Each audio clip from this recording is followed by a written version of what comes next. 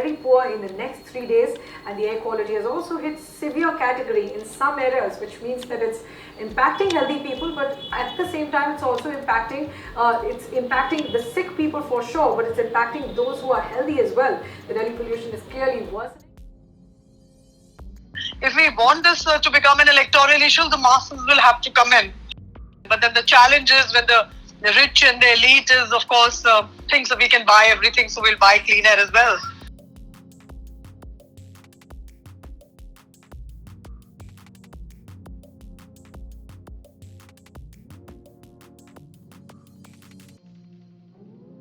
Women and children are, of course, impacted by air pollution in many ways. We do see it, right? Like schools are shut down, as well, especially for women and children.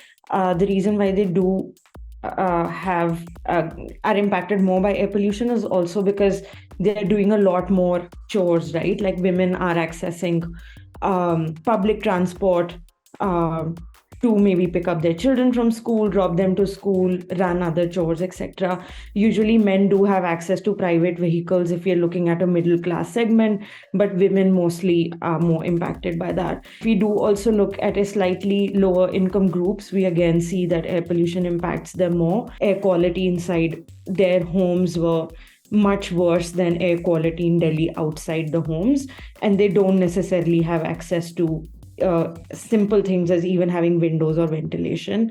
I think purifiers is not an issue at all, right? Like that's not even something that's spoken about. And there's a question around narrative. So one of the things we found when we started working with construction workers in Delhi was that air pollution was seen very much as a middle class issue. So even when you talk about children or the elderly, who are you talking about? It's things like, oh, my child can't go out to the park to play because it's very heavily polluted. And in the media narratives, people speak, for instance, about school children, maybe traffic policemen, things like that. But the informal sector, construction workers are and until we started work, completely invisible.